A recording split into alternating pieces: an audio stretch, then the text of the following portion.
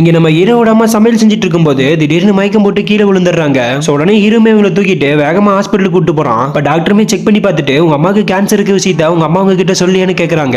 ஆக்சுவலா ஹீரோவோட அம்மாக்கு இது முன்னாடியே தெரியும், ஹீரோக்கு எந்த கஷ்டமும் வரக்கூடாதுன்னு சொல்லி மறைச்சிருப்பாங்க. இதை கேட்ட ஹீரோவுமே ஏன் முன்னாடியே சொல்லணும் என் அம்மா கிட்ட கோவப்படுறான். இப்ப ஹீரோமே அவங்க அம்மாக்கு ஆபரேஷன் பண்றதுக்காக கிடைச்ச வேலைக்கெல்லாம் போய் தெரிஞ்சவங்க கிட்ட எல்லாம் கடன் கேட்கறான். ஆனா யாருமே ஹீரோக்கு அவ்வளவு பணத்துக்கு நான் எங்க போறதுன்னு சொல்லி கடன் கொடுக்க மாட்டேங்கிறாங்க. இப்ப ஹீரோவும் இப்படி இருக்க ஹீரோவோட ஃப்ரெண்டு வந்து அவன்கிட்ட கேட்கவும் என் அம்மாக்கு கேன்சர் இருக்க விஷயத்த அவன் கிட்ட சொல்றான். அவனோட ஃப்ரெண்டுமே வேற வழி இல்லாம அந்த ஏரியால இருக்க ஒரு ரவுடி கிட்ட கூட்டிட்டு போறான். அவங்களுமே ஹீரோ கிட்ட 2 போட்டோ காமிச்சு இவங்களை கொலை பண்ணிட்டேன்னா உனக்கு பணம் தரணும்னு சொல்றாங்க. ஆனா நம்ம ஹீரோ கொலைலாம் பண்ண முடியாது, வேணா அவங்களை கடத்திட்டு வந்து விடுறேன்னு சொல்லிட்டு அந்த பணத்தை எடுத்துக்கிறான். சோ இப்ப ஹீரோவும் அடுத்த நாள் அவங்க வர வழியில பிளான் போட்டு அவங்க 2 பேர்த்தையும் கடத்திட்டு வந்து அந்த இடத்துல விட்டுட்டு பணத்தை வேகமா கொண்டு ஹாஸ்பிட்டல்ல கட்டுறான். ஆனா அதுக்குள்ள அங்க இருக்கவங்க அவங்க அம்மா இறந்து போயிட்டாங்கன்னு சொல்லிடுறாங்க.